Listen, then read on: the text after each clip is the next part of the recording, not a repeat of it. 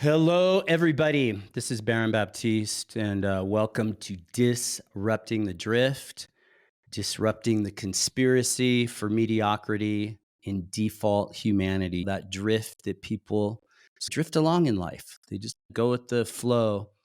And we're here to have conversations that are real, that hit truthful, that are awakening, that jolt you, pierce your numbness and have a way of opening up new doors of possibility, new doors of opportunity in how you show up for life, how you act in life, your behavior, your ways of being, your ways of acting, your ways of thinking are elevated and propelled into a new realm in such a way that it forges a new pathway for you beyond where you currently are. Because to me, life is always about growing. Life is not static. Life is not linear. Life is organic. Life is always changing. As Thoreau said, the only thing that never stops changing is change. And who are you in the face of change? That's, I think, a question. I know it's a question for myself. Who am I in the face of change? Am I a fart in a windstorm? Am I just weak, vulnerable, open to attack, or receiving life as it's attacking me?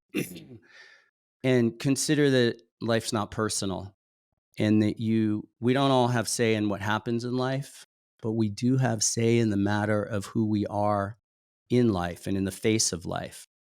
So that's what we are up to here. Please subscribe to the show. The show is growing and it grows through you sharing the show. We don't advertise, at least not yet.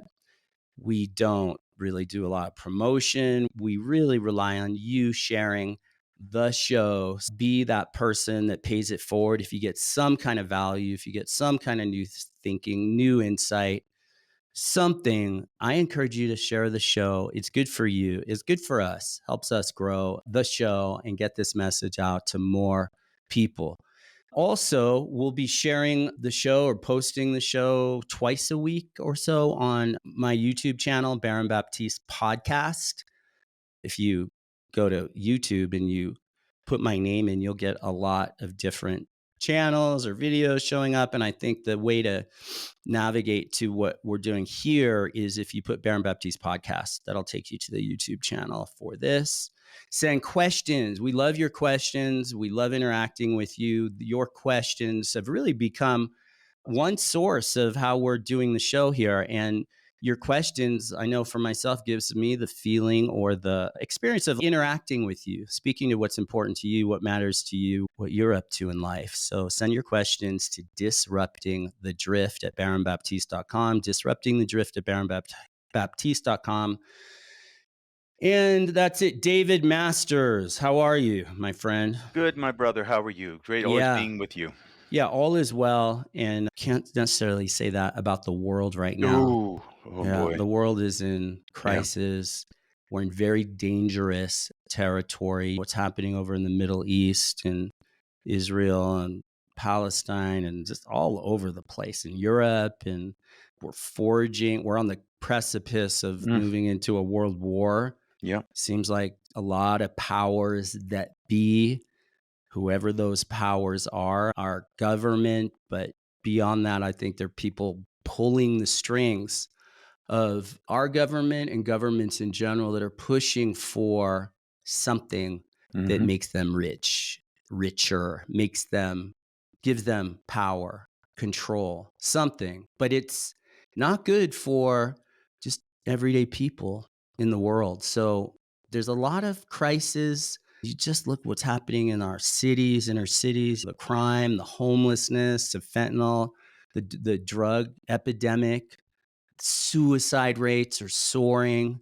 There's a lot of tragedy. There's a lot of suffering. It's a unique, strange time we're living in. And that's why this kind of conversation that we're having here and that we have here is, I think, is pretty critical for everyone to really be doing your work, being a seeker of truth, preparing yourself, physically, mentally, emotionally, energetically, preparing yourself so that you are not fart in the wind when the going gets tough, but you stand in the center, in the ground of your being, connected to your conscience, to truth, to your creator, something greater than yourself, and something that will see you through whatever you're going through, whatever the world's going through. David, what's up, man? What's your take on it all? After looking at it for the last several days, some of the big questions that are coming up, which I think are really relevant to our audience here, Mm. is what did they miss? Because I read an article that said that the terrorists were practicing out in the open. So what did the IDF miss? Why did the United States miss it? And You're talking it's about the Israel, yeah. So, the yeah, assault on Israel. Yeah, we'll timestamp this. yeah, It's October 11th. Just a few days ago, there was the attack on Israel, and like a surprise, right? Blindsided. yeah. But if we apply it to ourselves, then the question is, what are we missing? And a lot of times people that are caught Wait, up. what? Yeah, what do you mean? In what sense? What are we missing? It's in Yeah, ourselves. Yeah. when we get blindsided, what Hmm. is it that we are not paying attention to Yeah. that kinda sneaks up on us? And I think we all have areas of our life where we're so caught up in so many things that Hmm. often the most obvious things that are right in front of us, that we just look right past them. And I know you have a great question today about emotion, and I think that Hmm. people have a tendency to be caught up in things emotionally. And the word emotion actually from I believe it's the Latin means to move from. So what is it that's moving us? Hmm. See, Hmm. that's the question. Why are we being Where are swept we? away? Where are we coming from Yeah. within ourselves? Yes. That has the world and the things happening around us Yes. showing up in a certain light, Yes. and maybe a light that's cutting you off at the knees. Mhm. Well, absolutely. Yeah. What you're tying right into this question, let's get into it. So, here's the question. I am a very emotional person. Mm, I've always prided myself on being an emotional person. However, I'm beginning to see that being so emotional is also keeping me on an emotional roller coaster of sorts and has been a source of drama and turmoil in my life and is impacting my peace of mind and sense of inner stability. I am at a point in my life where I'm wanting to feel more grounded, centered, and prepared to deal with whatever life throws at me without going to pieces and losing my mental health. Any insight or guidance is appreciated. it's a great question. What's your take on it? Let me read something from one of my favorite authors, Plato. He says human behavior flows from three main sources: desire, emotion, and knowledge. So let's take a look at whether or not the person writing in is really out of balance. Because, see, you can pride yourself on being any number of those things. You can pride yourself on being driven by desire and you're always on the go and moving and your desires everything to you. And you can be driven by emotion, the same thing. All emotion all the time. And then you can be one of those people who's driven by knowledge. But where's the balance between those things, right? Because if you're not balanced, and by the way, in order for a stool to support your weight, you have to have three legs. The three legs, which one of those legs is missing in your life so that you keep falling out of balance? That's the question. Yeah, it's interesting because popular culture, I think, really encourages being Yes. emotional, Mhm. right? It encourages that you should be angry about what's happening or things that are happening. Then on the flip side of anger is fear, and then fear is bad, anger is good. Happy is good. You want to just be happy. You just want to be joyful. You could go through the whole array of emotions, right? You could go through hurt, pain, and we do as human beings. So there's emotions, but to me the question here is, are those emotions, I was going to say empowering you, but I think, or disempowering you, but I would step back from that even and just look more at how is this working out for you? How is living from emotions working out for you? And is it providing you with the ways of being in life, the ways you relate to life and other people? When I say life, that's people in your life, your environment, your the way of life and all the things and people, places, and things that make up your life. Is it working? And how's it? It's a good question to just start with. I've learned that. Wait, how's this working? How is this way of being and acting working out for me? How is this way of interpreting things that are happening working out for me? I think that there's something about thoughts, and then we have something happens, someone says something, someone does something, whether close to us or watching the news, something happens, someone says something, and then we have a thought about it. And then in that moment, when we have a thought about it, in that moment, we can go weird. We can go reactive. We can go up into the imagination.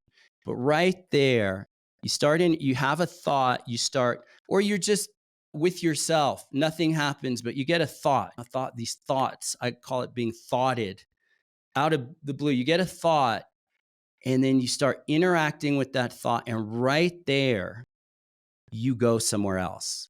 Right there, you detach from reality. But one last thing about this, part of what interacting with thoughts, you then have what a cascade of emotions that accompany that line of thoughts, that the kind of thoughts that maybe you're not really thinking, it's more you're being thoughted on. You're interacting with thoughts, and then there's these emotions are triggered, and then you get the body sensations. Suddenly, your heart palpitations. Suddenly, you feel your blood pressure rising. Suddenly, your body systems are activated, and it becomes biological. And your brain, the reptilian part of the brain, the primitive brain that goes on survival mode, fight, flight, freeze, starts.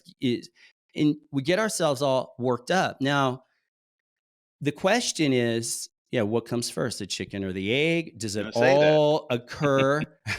Does it all occur at once? Thoughts, emotions, feelings, feelings and sensations, and then more imaginations, and then into assumptions, well, it creates a world in a way.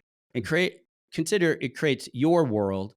And here's a question: is your world different from the world, which So is what's actually happening, like reality. I always like Yeah. to go back to the question, how many of these thoughts and or feelings are actually ours?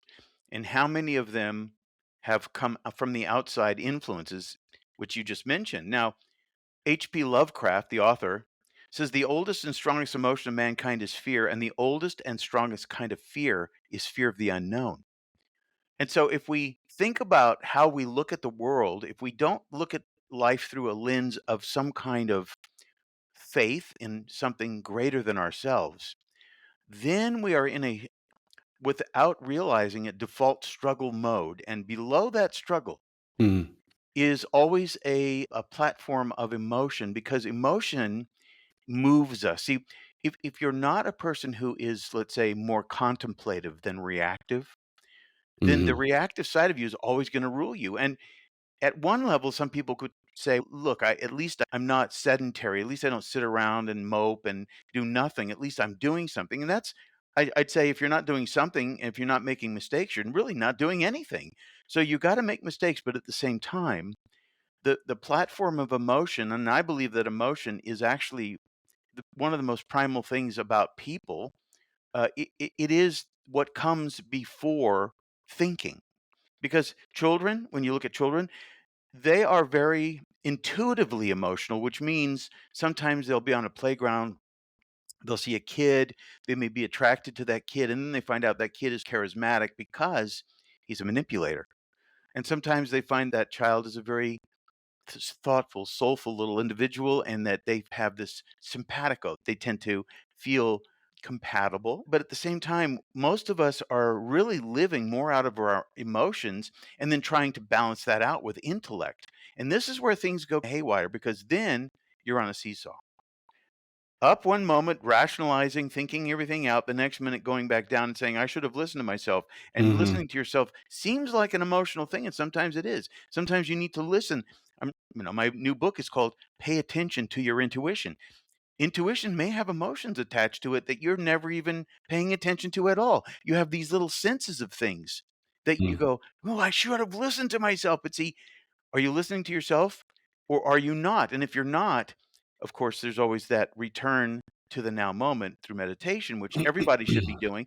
The new studies on meditation are startling. How it really Mhm. affects everything about your brain chemistry, your health, your Mhm. relationships. But most people are out there and they're using the wind of emotion because it means to move from. The wind of emotion is constantly moving them around. And then the question is, where's the rudder? Yeah, it's interesting. The something I'll point to here is what if you were to take out the idea or the judgment that emotions are bad uh, or good? What if you just emotions are? They Hmm. just are.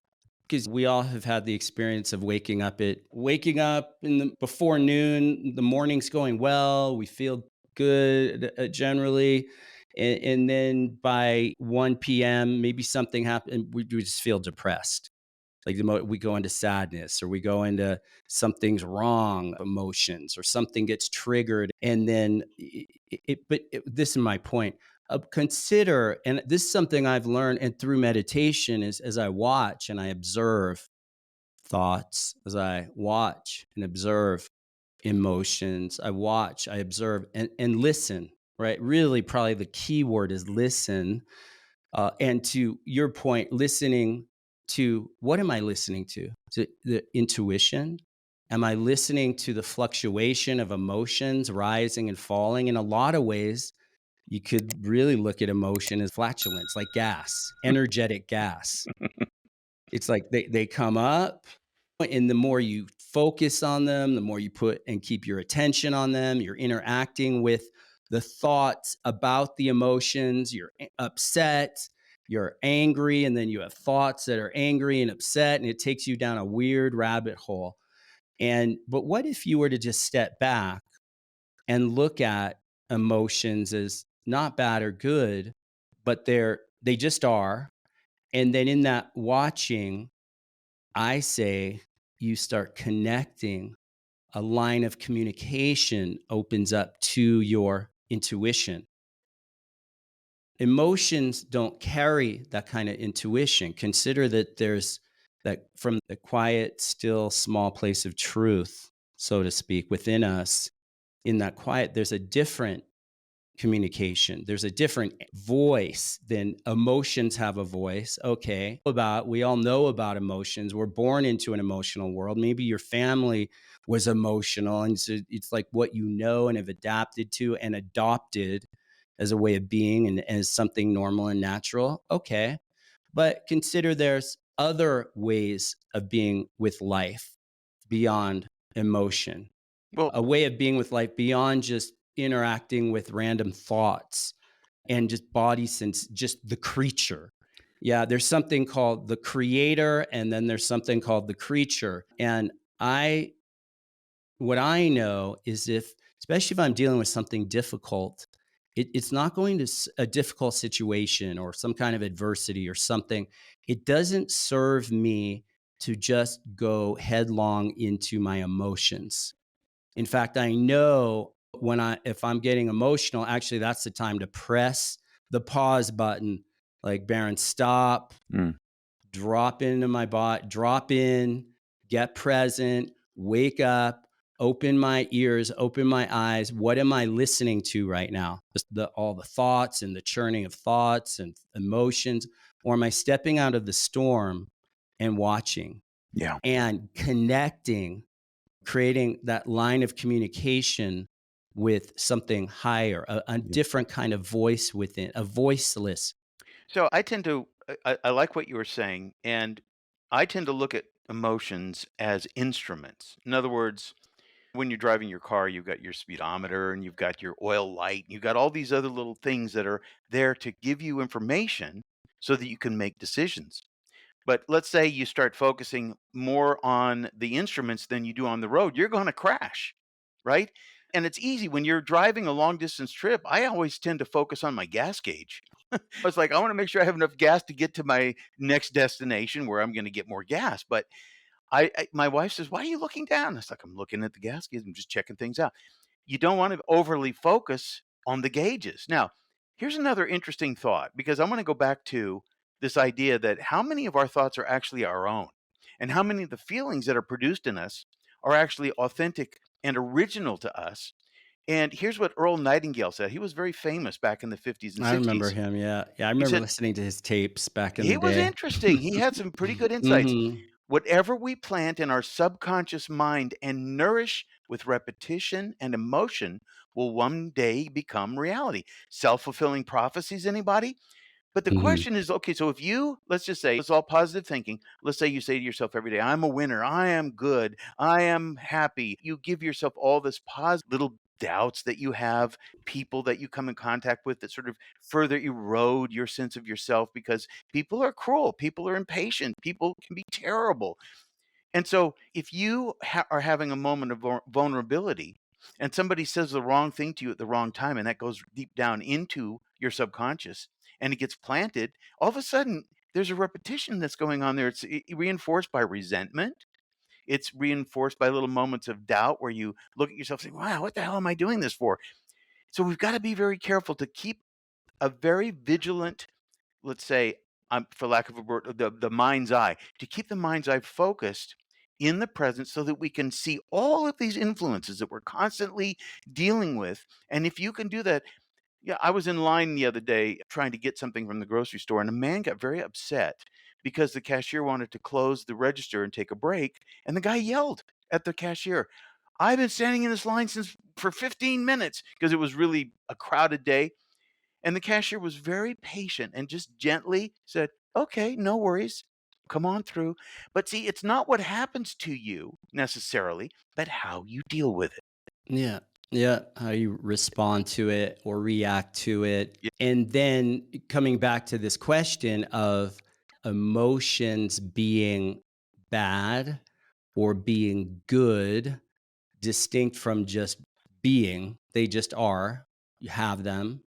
And when if you have so this is what I want to say. Emotions can also be very addictive. If you're addicted to just having happy emotions and you're chasing happy, you're chasing just good, feeling good or just joy, then in the moments that you don't have that, which are there and often, especially if you're dealing with a big life or full life and the whole full catastrophe of life and different little mini tsunamis that hit you, then as soon as it's not, you're not happy, if that's what you're addicted to, then you default right into, I have all these bad emotions. I have all these bad, these sad, hurt, and those shouldn't. You're living in a state of, it shouldn't be this way. I shouldn't be feeling this way. I should be happy, right? It keeps this kind of vicious cycle and engaged. And to me, it's if you pursue happiness, that might be the best way to not have it. So I know through the day, I'm generally happy, but I don't look for that. I'm surprised by it. Once in a while, I'll step back and go, wow, I just feel like there's just joy bubbling up or happy bubbling up or just peace, like just inner peace of mind, peace in being. Just it's just there. And I'll just be grateful for it. But I know that life's fleeting. Like again, the only thing that never stops changing is change, and emotions are changing. Again, they're like gas, they rise up just like thoughts come up and thoughts go. So, can you let them go? And I say the way to let them go is stop, drop in, get quiet, get present. And you can do this in the middle of a busy street. You can do this in the middle of a busy moment around people. You can do this anywhere, any with anyone all of the time. We all have access to just wait, Baron, you're in your thoughts, you're judging, or you're engaging with the voice of doubt, or you're just over losing myself. And I'm talking about more of a core essential self. And it's just stop in a moment, like just right now, just stop, drop in, feel your feet on the earth, open your eyes, get present to the physical environment, see what you see, the physical universe around you as a grounding from your body. Let your mind catch up and filter down with your body into your body. And and then something, a different listening, your ears suddenly open up and you're listening and seeing, observing from a new light. From, again, emotion is, are we flowing? The question is, where are we coming from? Where are we flowing from? Emotion, maybe sometimes good. It's good, not, and maybe bad. But what if you just step out of that and just let emotions be, let thoughts be? What I notice in my life is, as I let them be, they let me be. Hmm. And I Yeah. connect to a different place, a different beingness in myself. One of the things that is really important to do also is to see the influences that are affecting you, to become aware of them, simply become aware of them, which means, in a way, being objective. Mhm. Because, see, there's only two states of being that we can exist in, and that is subjective and objective. If you're subjective, then really you're under the control of the things that you're not being objective to. I want Mhm. to make a point though here because I remember reading a story about super violent inmates in maximum security prisons.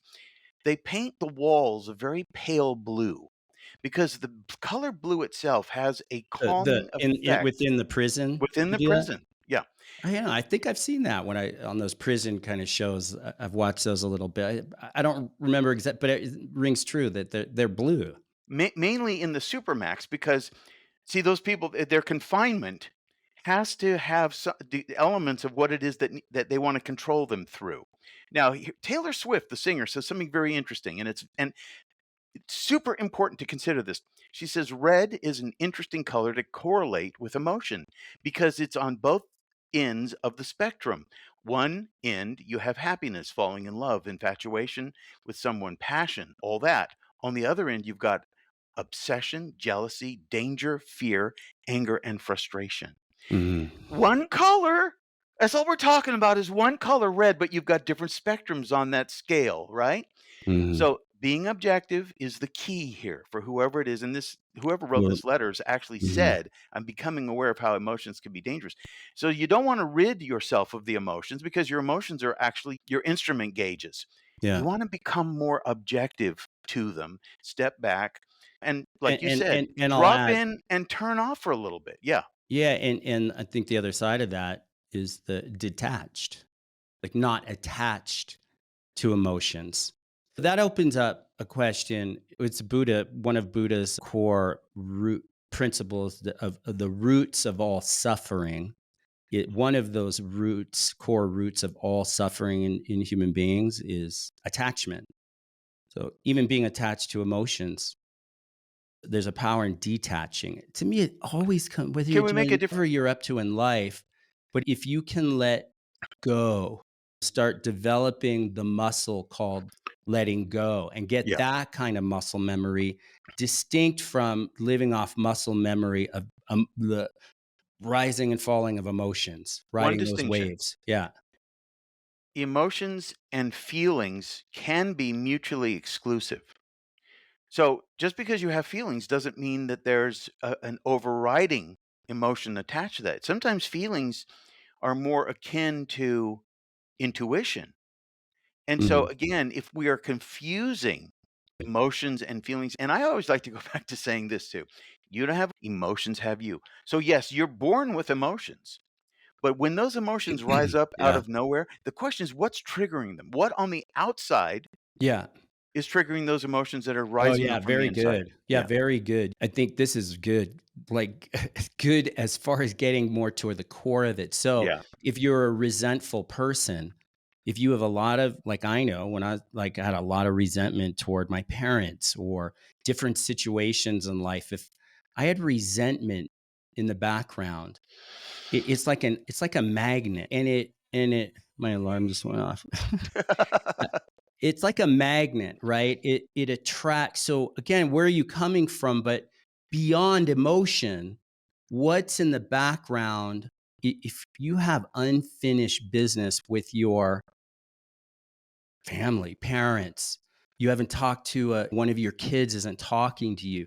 And the way of the world right now, I think it's and when we talk about being prepared in life, what the question that the person brought, and how can I get to that I can keep my center, my ground of being with what in the face of whatever life throws at me.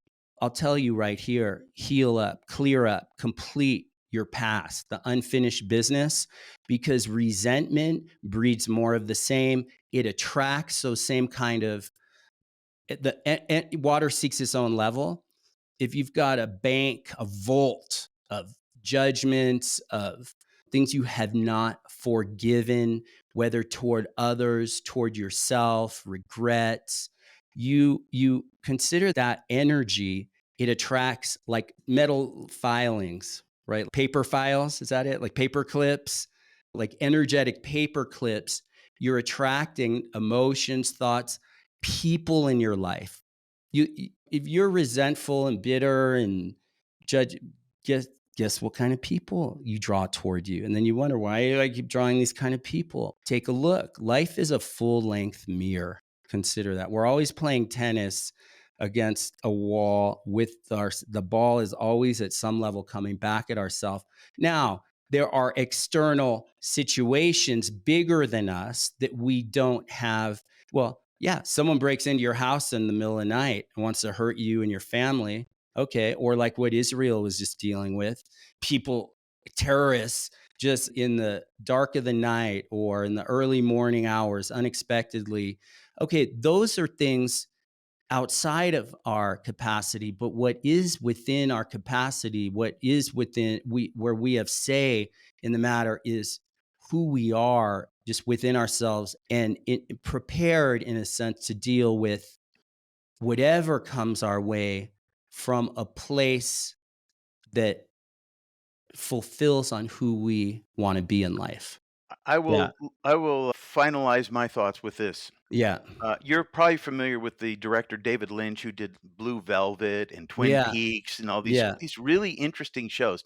Here's Yeah. what he says: "Intuition is the key to everything in painting, filmmaking, business, everything.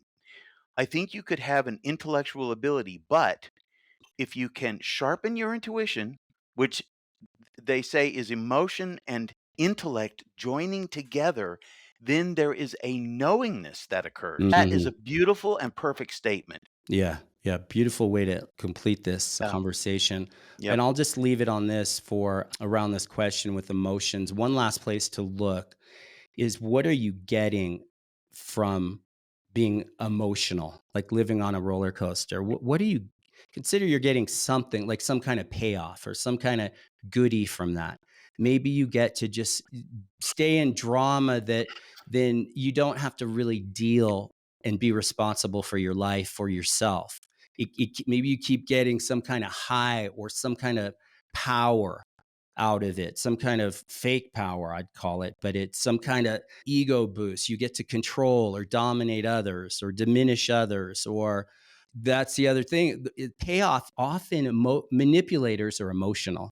Mm. That they and unconsciously or consciously, they'll use tears, they'll use crying, they'll use different kind of emotions to seduce you into surrendering to what the control you want, the manipulator wants.